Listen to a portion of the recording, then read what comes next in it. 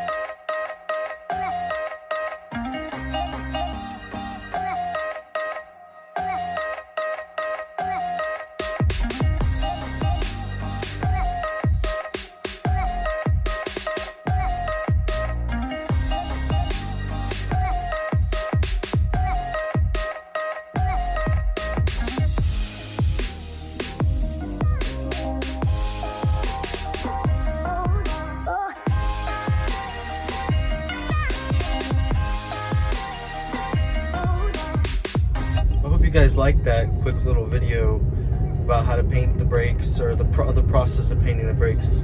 I think personally it turned out great. I did go with a different paint than I usually do. Usually I use a G2 caliper paint. This time I did go with a Duplicolor. This was the first time I've used the Duplicolor, and I gotta say, for the money especially, it's not bad.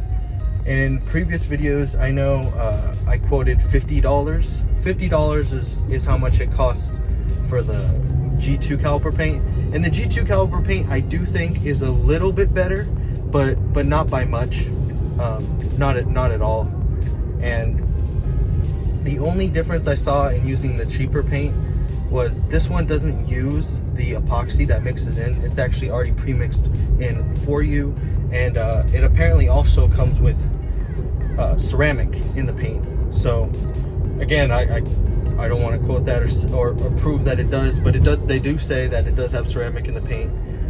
And I do think it's just about on par as the G2 caliper paint. The only difference, I think, is that with the G2 caliper paint, you get a little bit more of a smoother finish when you're doing it. I think I did go a little bit on the heavy side of coats. I did do 3 coats on this one. After one, I honestly couldn't see the Tesla symbol. The car was just totally tripping right there. After one, I did not see the Tesla symbol anymore. So it definitely is a thick paint. It looks good.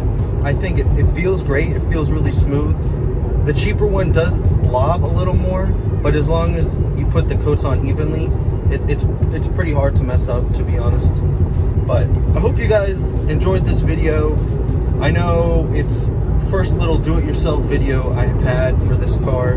There'll be more to come for sure. Let me know in the comments what you guys would like to see. Please make sure to subscribe, and as always, have a great day.